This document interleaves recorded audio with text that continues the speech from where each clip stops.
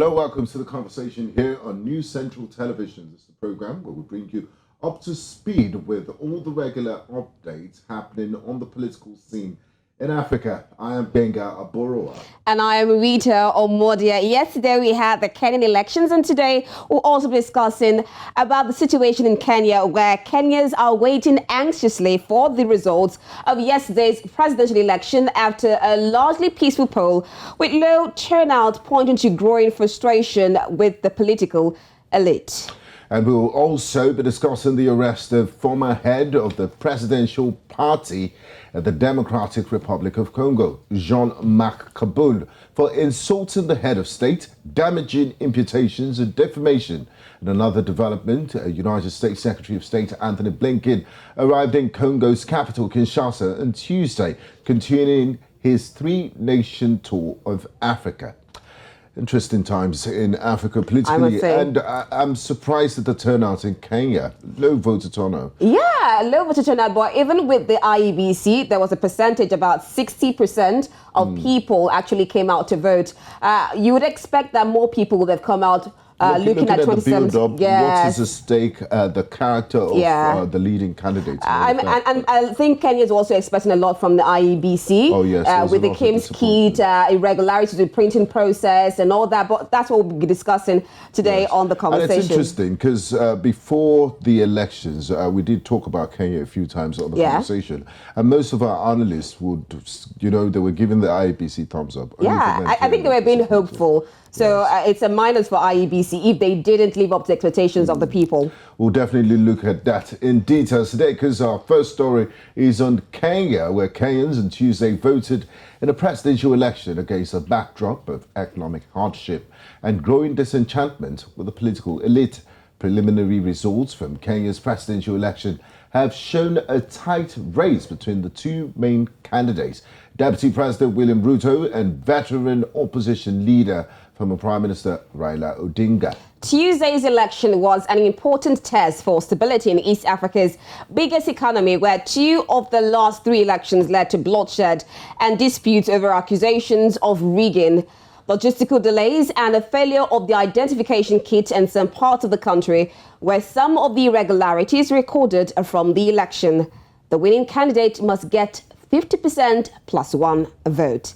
Now, join us live for this conversation. We have Caleb Wanga, coordinator Usalama, Nairobi, and we also have Daniel Juma Omondi, the executive director, Global Peace Foundation, Kenya. They both join us from Nairobi, Kenya. Thank you so much for joining us on the conversation. Thank you so much. I'm optimistic that you both voted. So let's look at the situations in the Kenyan elections. We had issues of printing errors, malfunction of the Kim's Kit. Now, I'll start with you, Caleb. How would you rate the conduct of the election? Do you think the IEBC did well?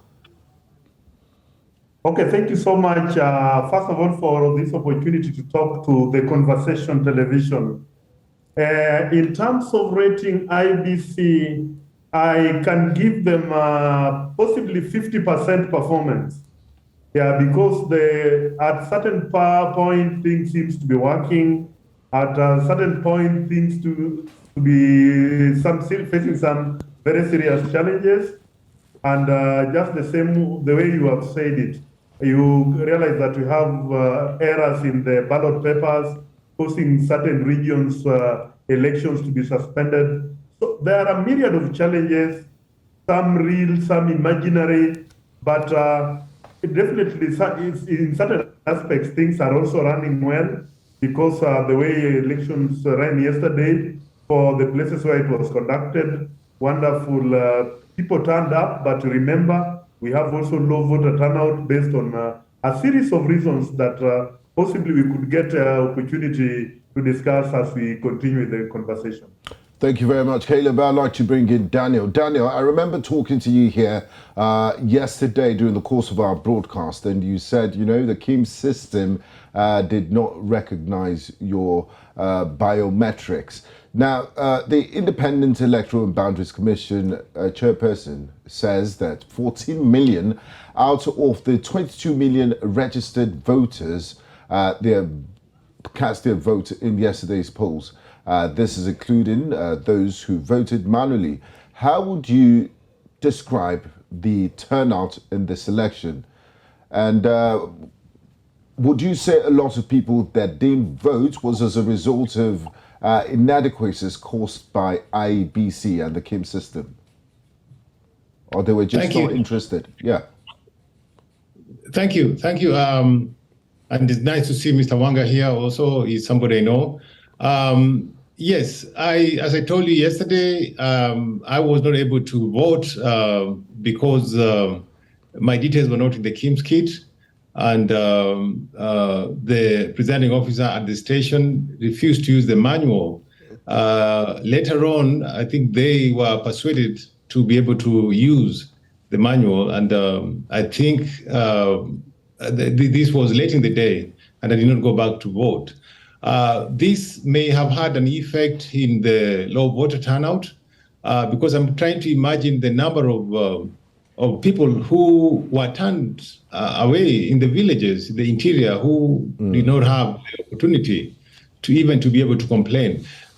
So I think this election being very, very critical, this is a transition election coming after 10 years of the Kenyatta regime, is very, very critical. And we were expecting a high voter turnout because both the candidates, as you have said earlier on, are actually very charismatic candidates.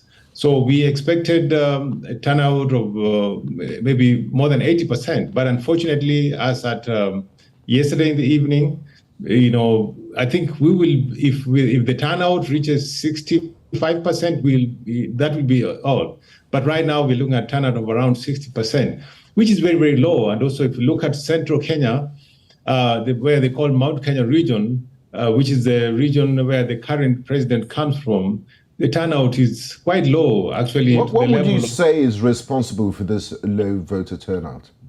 Yes, there are quite a number of factors responsible for this. One, I think, as I said earlier on, the IBC has not been able to conduct civic education on time. And many of the people, especially young people, maybe they did not even see why they are voting, because maybe they have been disappointed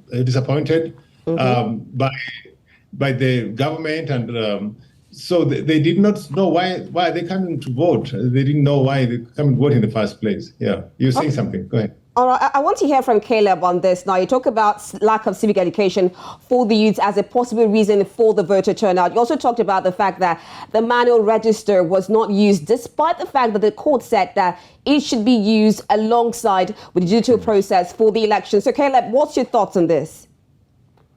I think there is a lot of vested interest in politics, but not only in Kenya, probably globally.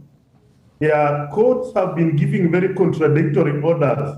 One court level says that we can use the only digital one. Another one comes with another order saying that we can also use manual to supplement the digital one.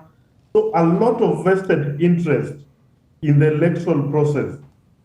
And just as my colleague Daniel said, lack of proper sensitization, even on importance of voting in Kenya.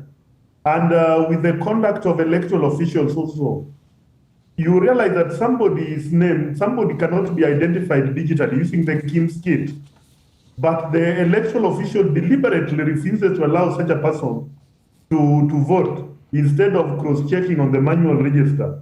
So you see, sometimes when this information also comes out, it discourages other people from coming even to the polling stations to vote. So these are just part of the gaps that we still have in our election system. And I hope as we continue, probably as years go by, probably now that we are also getting we could be getting a new government in place. Now Caleb, looking at on a way of strengthening the electoral system in Kenya. Now, Caleb, elections in Kenya has really killed the spirits of public participation. And that's why a whole chunk of young people literally refused number one, they refused to register as voters, and now another chunk have refused to appear in polling stations to vote. So the electoral process is not inspiring people to participate in the electoral process. Now, Caleb, staying with you, the IEBC reported 200 system failures with KIMS.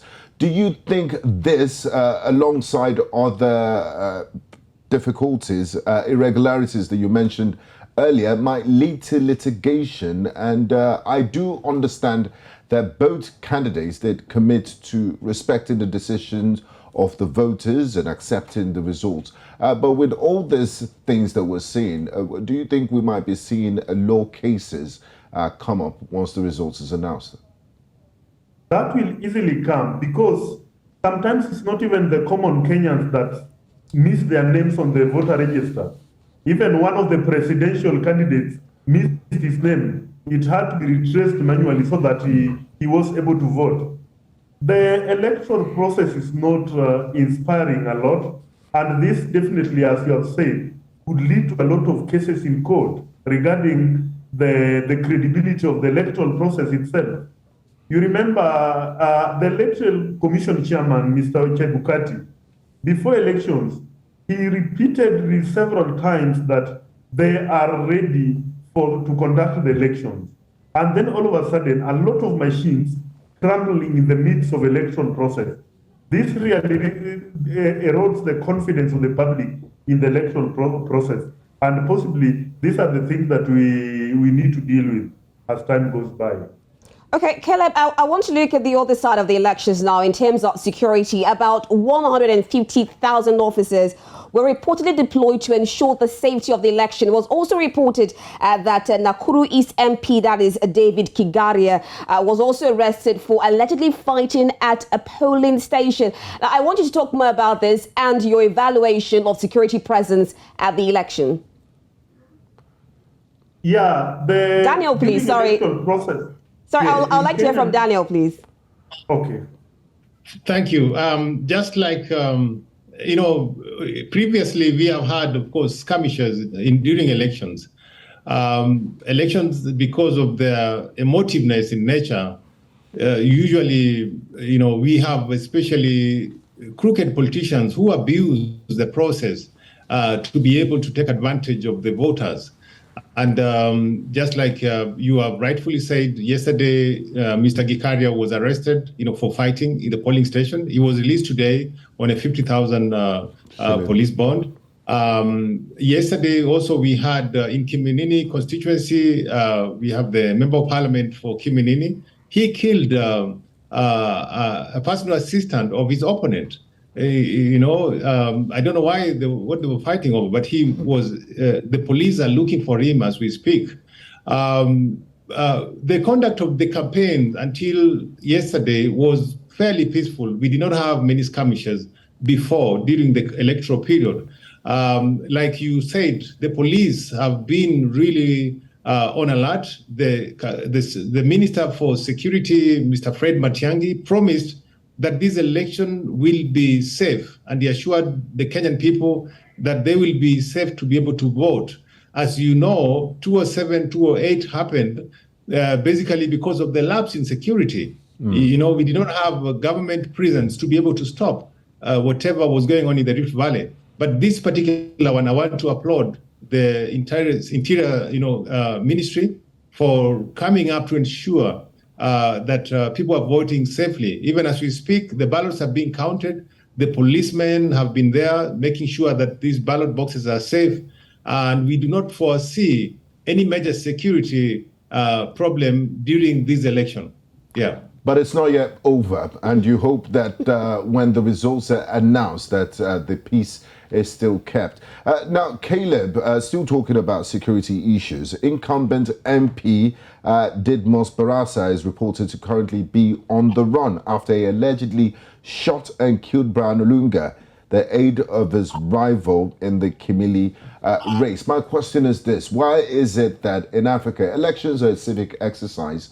Why are they seen as a do-or-die affair? And this was some of the reasons why the BBI tried to, reduce and give more room for people to play in the political space. Why are these sorts of things still happening in 2022? So much. I think it's purely because of our governance structure. You know, electoral or political positions in Kenya are extremely lucrative. What makes political context in Kenya a matter of do or die? Number one, we have devolved funds that are managed through the MP's offices. For instance, in Kenya, on average, a constituency gets something like $1 million in a year to run development projects. I don't know, when you have a budget of $1 million and this comes with contracts, shadow deals, everything. So getting a political position like a member of parliament is a matter of life and death because there are a lot of vested interests. And that is why you would ask why somebody would even walk into a polling station with a gun. Then he just uncocks the gun and he shoots. So what's the status of this man, Didmos Barasa? Have the police been able to apprehend him, and what will happen to the results? There is information, I think, because Kiminini constituency is also very close to Ugandan border. Okay. There is information that he could have crossed the border into Uganda because police had given him 24 hours yesterday to appear. And another thing that I would like you to know is that the Inspector General of Police in Kenya has powers to gazette even members of the Kenya Forest Service, members of the Prison Service, members of the KWS, Kenya Wildlife Service. They are gazetted as police officers to man elections because we don't have enough police to man 46,000 polling stations around the country. So, and with this kind of coordination, sometimes it comes with a lot of gaps, because these are different agencies working for the government. So why would somebody even walk into a police station with a gun? Then he fires it. And purely because of vested interest, things easily go violent to secure the political positions. Okay, I'll go over to Dahlia now, looking at the election results, because we've been seeing results trickling in. Now, have you observed any inconsistencies with the tallies so far? I think the results are being screened. That's what you're calling the provisional results are being screened on various TV stations, it is a very, very close race between Raila Odinga and William Ruto. As we speak, I think Raila Odinga has around 2.6 million votes compared to Ruto around 2.3 million votes. If you look at Citizen TV, they will keep on changing. But what I want to tell you is that every of these politicians, they already know the results because the IBC allowed them to have their own internal tallying system. And every one of them had agents that already gave them the Form 34A and B that has the results. So as we speak today, the William Ruto's team and the Raila Odinga's team, they know their number. One of them knows that he has won, one of them knows that he has lost. Oh. I don't know why nobody has come out to concede defeat yet. When are we expecting official declaration of results from the Kenyan Independent Electoral and Boundaries Commission? The law gives the IBC 7 days, up to 7 days, to be able to declare the results. But usually, even though the law gives them 7 days, they usually announce it maybe 2 to 3 days. So I expect, if they have done a good job, I expect that tomorrow they should be ready to announce. Usually when they have been able to see that the numbers, there's no more votes coming in, they can make an announcement and give a certificate. So, but as you have said, the IBC has to has until 7 days to be able to announce. But what I was saying is that each candidate know what they got in this election. And I wish and hope that the loser will concede defeat early enough so that the nation can be able to move on. I already saw within the day some members of parliament already conceded defeat. And this democracy, this is what we want in Africa, that elections, once someone losing an election, there's nothing wrong with losing an election. But when you lose an election, you should be able to concede and allow your people to move on with life so that you avoid any kind of skirmishes that surround the election results. Okay. All right, I want to bring Caleb into this now. Talking about conceding defeat, Martha Karua made a tweet today and she said it's not done until it's done. Now, talking about you saying that the two candidates know who is winning and who is losing, but also from the results we saw from Form 34A posted by the Independent Electoral and Boundaries Commission, IEBC, it showed that at the Mugumu Primary School in Gichungu constituency, where Martha Karua voted, DP Ruto garnered 911 votes against Odinga's 311 votes. Now, to you, I wonder, what factors do you think contributed to this? Kenyan politics is deeply ethnic. Sorry, please, can I hear from Caleb? Daniel, I'll also hear from you. Let me hear from Caleb, please. Okay. Kenyan politics is very deeply ethnic and it changes every time. Okay, Daniel, it seems like this question is for you. So let me hear from you, please. I will take it. As you know, for many years, since 2013 and 2017, Raila Odinga was running against President Kenyatta. Mr. Ruto came together with President Kenyatta to form the Jubilee Coalition, where they fought very, very closely, and during the campaigns from the 2013 election, there was a lot of propaganda, from the, President Kenyatta and Ruto, where basically they painted Raila Odinga negatively within the central Kenya. So right now, of course, as they say, there are no permanent friends or enemies in politics. Mm-hmm. So the president is now supporting Raila Odinga. But it will take a long time to be able to convince people in central Kenya that Raila Odinga is a good man, because the same people painted him negatively in the previous elections. So I'm not surprised that Martha got a few votes in the Kigumo polling station. But if you look at the trends, the numbers that Raila is getting in central Kenya are actually improving. He's getting as much as 20%, which is a good thing. Before, Raila Odinga would get as little as 5% or less than 5% in those areas. So I think there's going to be progress. It will take Mount Kenya some time to be able to gain the confidence that Raila would make a good president that would be able to take care of the whole country.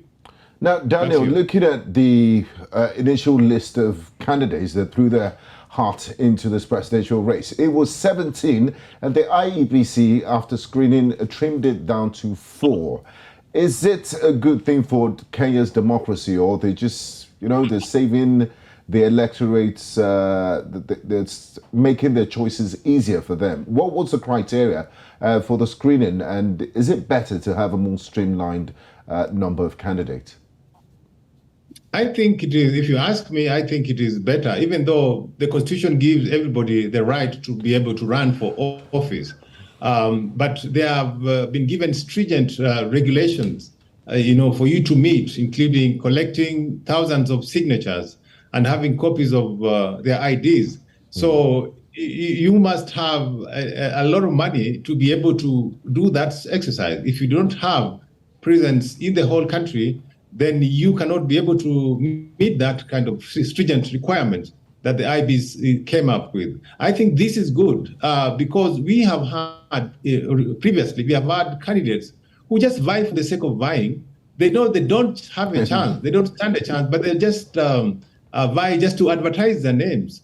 And then you have a polling paper that is so long, almost like a booklet. Yeah. And this, I think, is, it's very disadvantageous to the voters. So I'm thinking this year was good because the 4 is very easy. If you are going, you can just easily choose, and then you proceed. The other one of having long ballot papers would waste a lot of time, and people will take a long time trying to vote. So I think it is a good thing for our democracy. All right, I'll come back to this question of civic education. Now, while the election was ongoing, the IEBC warned voters against sharing photos of marked ballot papers online. Now, for the IEBC to do so, that means it's confirmed that it's true. But I wonder, why would the voters do such? Caleb. Caleb, please, sorry. Can you repeat the question, please? Okay. My internet had fallen off. Okay. All right, Caleb, I said while the election was ongoing, the IEBC warned voters against sharing their marked ballot papers online. So in terms of civic education, why do you think that the voters would do such? Yeah, voters sometimes do these things out of excitement, but it's greatly against the law because the Election Act defines that the voting is there is some sense of confidentiality when voting. So it is captured in the Elections Act. So that is why it's against the law to publicize the way you have marked your ballot paper. So that is why the IBC was doing this so that it might not influence other people, the people who are while making their decision on who to vote for. That is why elections is about confidentiality, secret, and that is why it's secret balloting. It's not meant to be shared on Kenyans, on Twitter, on social media. Now, Daniel, just before we begin to wrap things up, I noticed that a lot of focus was on the presidential elections. It wasn't just presidential elections that took place yesterday. There were governorship elections for county governors. There were also members of parliament that were elected. Why does it seem like the Kenyan electorate was fixated, and the media also, on the presidency? Is the president of Kenya such a powerful position? Yeah, because historically, the presidency has amassed a lot of power and influence in their society, and we still live with the history. We still remember, how President Kenyatta, President Moi was very, very powerful. So if you wield the presidency, you wield powerful to be able to allocate resources, and value. Yeah, and that is one of the reasons why, the presidency is very, very emotional. Even if you lose parliament and you have the presidency, you can be able to run the government. You actually can be able to buy your way into parliament and control even the legislative agenda. So that's why the presidency is still very, very powerful, even though the new constitution, actually the aim of the new constitution was to devolve power to the counties so that people do not have to be so much fixated on the presidency. Okay, Caleb, looking at the powers of the presidency, they say to whom much is given, much is expected. What are some of the challenges you feel the incoming president will face? One, the economy is in downtrend. That is the biggest problem. Number two, a lot of regions in Kenya are insecure, are facing turmoil in terms of bandits, cattle rustling. So there is a big problem dealing with issues of security. Actually, in some areas, election even had to be suspended because of security. There is hunger, there is drought. The government has been struggling to provide food to drought-stricken population in Kenya. So anybody that is walking into the presidency have a full tray because of a lot of challenges and also a very divided society. Kenyan society politically is badly divided along ethnic lines. So consolidating the country to have a good focus is going to be a bit of a challenge to the incoming president. That is why Kenyans required probably a more sober, a more calm person in the presidency to help manage the initial phases of the administration. Number two, the corruption is deep rooted in government structures. You don't know where corruption starts and ends. Everywhere there is a sign of corruption. Dealing with it is going to be a big challenge because this has divided Kenyans in a bad way. Opportunities are won based on ethnicity to access government contracts. So if these are just part of the challenges we have. Then part of the governance reforms in general, purposely the security sector reforms, which was intended to open up the space for democratization in the country, looking at the role of police in elections, looking at the role of private security in general governance. These are responsibilities, these are challenges that are lying ahead. for the new administration. We got a new constitution in 2010, but we have not been able to implement it effectively. So possibly this is going to be a new beginning for Kenya. Thank you, Caleb. And Daniel, before we wrap things up on today's conversation, pollsters and analysts have called this race too close to call. It's almost a neck and neck. As a result of that, are we likely to see a runoff election? I don't think we're going to see a runoff in this election. The pollsters actually predicted approximately 53, between 51 to 53, that is for the winner, followed by around 45, 46, 47. But usually, of course, the polls don't come out as accurate as expected. But we do not expect. I think the person who will win this election will win on the first round. I am predicting maybe 51% at most. So I do not foresee a runoff. A runoff is expensive for our democracy. We need to finish this in the first round and move on with life. And that's why I'm hoping that we will not be able to go to a runoff. Yeah. Okay. All right, I'll stay with you, Daniel. Now, while Caleb was talking, he said the incoming president will have to focus on the economy. And we know that Kenya is East Africa's economic hub. Now, what do you think would be the effect of this aftermath of elections, the political stability in Kenya? How does it affect the East Africa region? Daniel, please. Kenya is the biggest economy in the region. So, and as they say, when Kenya sneezes, East Africa catches the cold.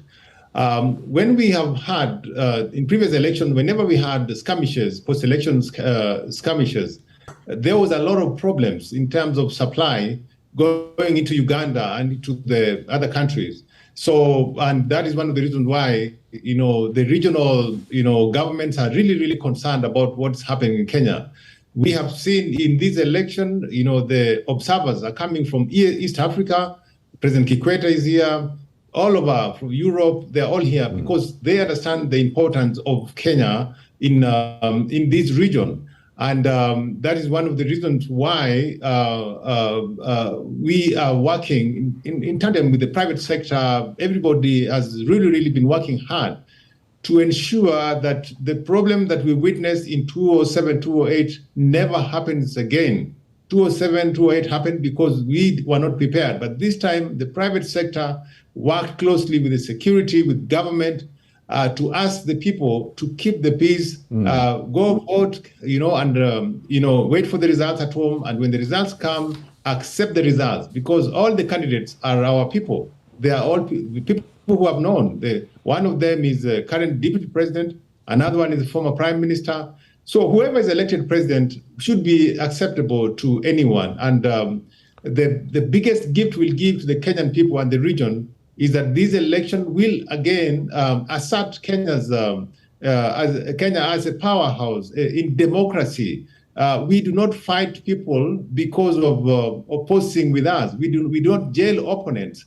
We let people say what they want to say. So in terms of freedom of speech, freedom of association, Kenya will send a message that we are not only an economic powerhouse, but we are also a democratic powerhouse where people can enjoy their freedom, and not be able to punish other people, for disagreeing with you politically. Okay.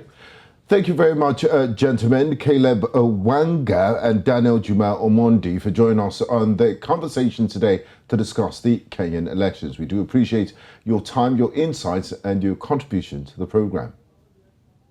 Thank you. Thank you so much. You're watching News Central Television. This is The Conversation. We'll go on a quick break, and when we return in part 2 of the show, we'll be moving to the Democratic Republic of Congo, where the former head of the president's party, the Democratic Republic of Congo, Jean-Marc Kabund, has been arrested and transferred to prison for insulting the president. And also, the United States Secretary of State, Anthony Blinken, is in the DRC. We'll be looking at details of his visit and all of that. Do stay with us. We'll be right back.